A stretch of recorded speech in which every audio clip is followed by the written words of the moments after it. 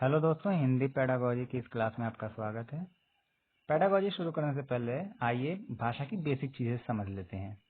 भाषा भाष धातु से बनी है, जिसका अर्थ है बोलना। हिंदी में जो क्रिया का अर्थ होता है वही संस्कृत में धातु का होता है।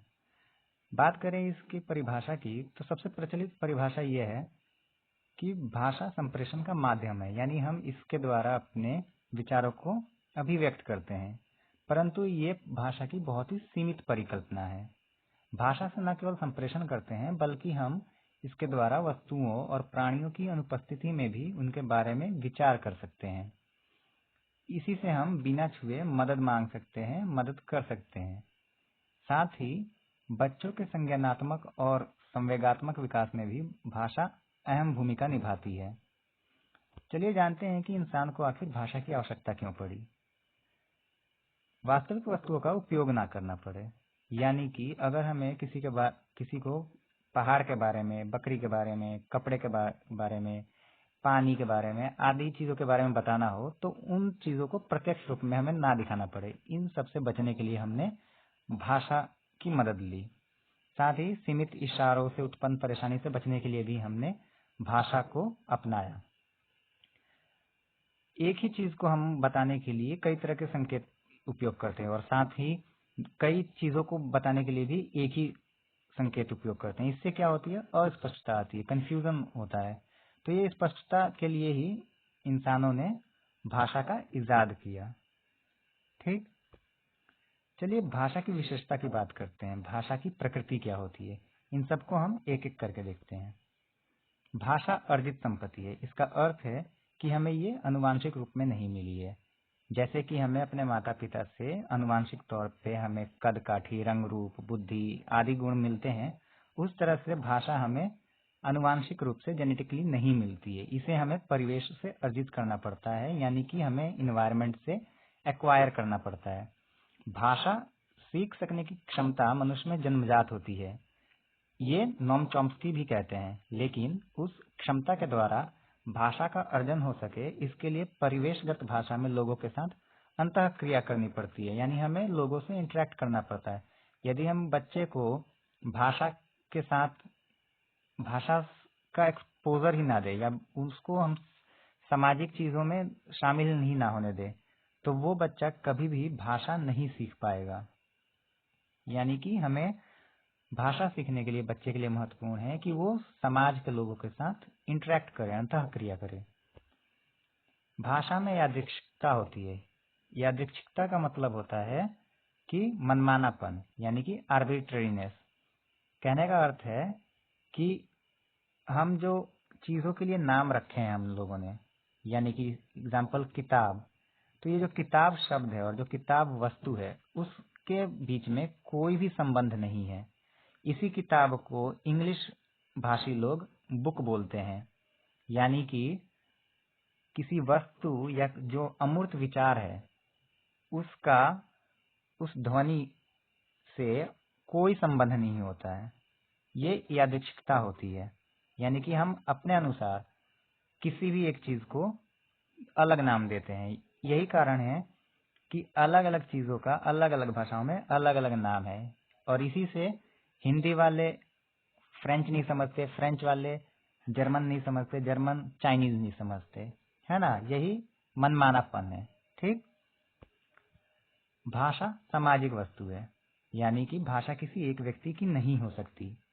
अगर मैं फूल को गाय कहता हूँ, गाय को किताब कहता हूँ, किताब को पानी कहता हूँ, और ऐसे ही अन्य वस्तुओं के लिए उपलब्ध प्रतीकों को बदल देता हूँ, तो इतने सारे प्रतीकों को बिना सामूहिक संदर्भ के तथा सहायता के याद रखना संभव ही नहीं है। दूसरी बात यह है कि यदि मुझे स्वयं से बात करनी है, तो इसके लिए मुझे प्रतीक गढ़ने की आवश्यकता ही क्या है। प्रतीक गढ़ने का अर्थ ही है कि मैं उसका उपयोग किसी और को समझाने के लिए करना चाहता हूँ। इन्हीं आधारों पर हम कहते हैं कि भाषा जो है सामाजिक वस्तु है, यानी कि इसका विकास समाज के साथ अंतःक्रिया करने से होता है। एक विशेषता ये भी है कि हम निश्चित से अनंत की रचना करते हैं। इसका मतलब हुआ कि हमारे पास निश्चित ध्वनियां हैं भाषा की। जैसे हिंदी में 52 ध्वनियां हैं, अंग्रेजी में 26 हैं, तो हम इन्हीं सीमित ध्वनियों से असंख्य शब्दों का निर्माण करते हैं, अनगिनत शब्दों का निर्माण करके उनका उपयोग करते हैं। यानी कि हम निश्चित ध्वनियों से अनंत शब्दों का निर्माण करते हैं। ठीक। भाषा परिवर्तनशील है, यानी कि ये डायनेमिक है। इसका अर्थ यह है कि भाषा समय के साथ बदलती है। यही कारण है कि पहले संस्कृत थी, उसके बाद पाली हुई, फिर प्राकृत हुई, फिर अपभ्रंश। अपभ्रंश में भी शौरसेनी अपभ्रंश से हिंदी का विकास हुआ।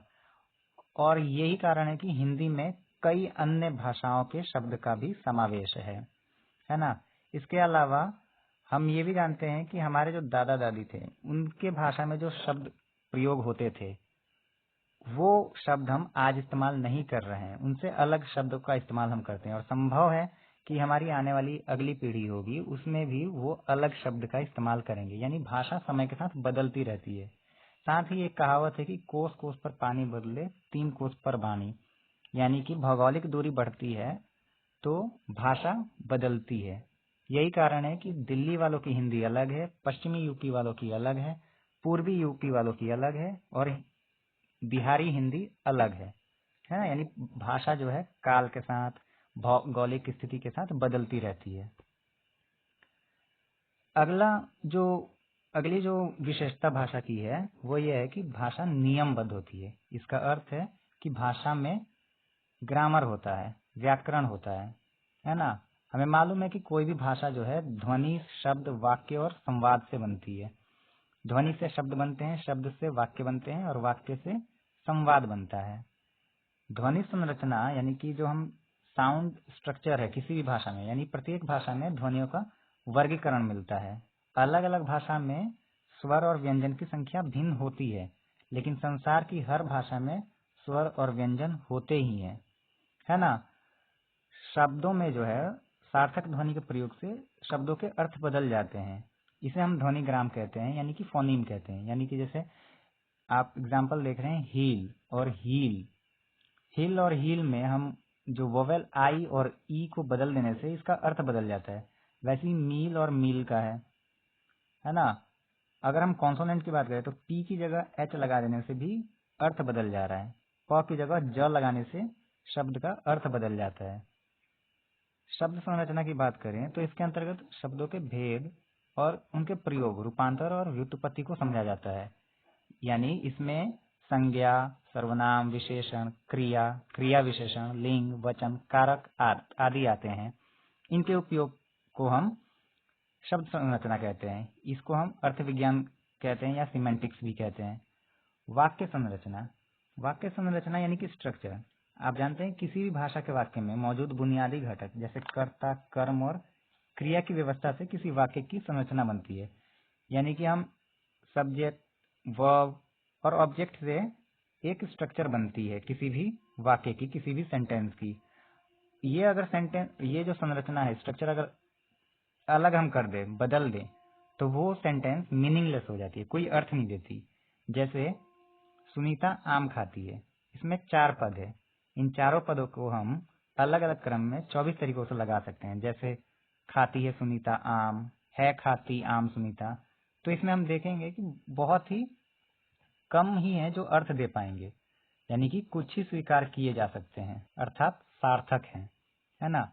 संवाद रचना, संवाद संरचना यानी संवाद की जो स्ट्रक्चर है, संवाद स्थापित करने के लिए जरूरी है कि संदर्भ की साझेदारी हो, यानी कि जो बात चल रही है उसका कंटेक्स्ट सेम हो।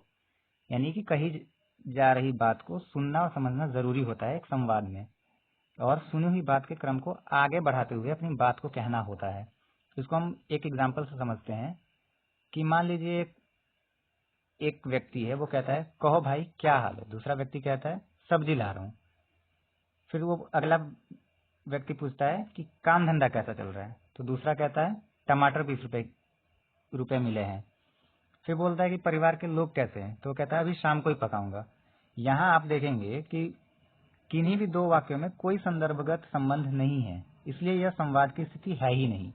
दोनों अपने अपने संदर्भों की बात कर रहे हैं, एक दूसरे के संदर्भों से अपरिचित होकर। उनका बीच का कोई साझा संदर्भ नहीं है, यानी ये संवाद नहीं है। तो ये संवाद संरचना के लिए ये शर्त है कि ये सारी चीजें संदर्भ की साझेदारी होनी चाहिए। कही जा रही बात को सुनना और समझना होना आवश्यक है और सुनी हुई बात के क्रम को आगे बढ़ाते हुए अपनी बात कहनी होती है। उम्मीद है वीडियो की बातें समझ आई होंगी। इसके आगे की कड़ी में हम आगे बात करेंगे। तब तक के लिए हंसते रहिए, मुस्कुराते रहिए। Thank you for watching and thank you for being with us.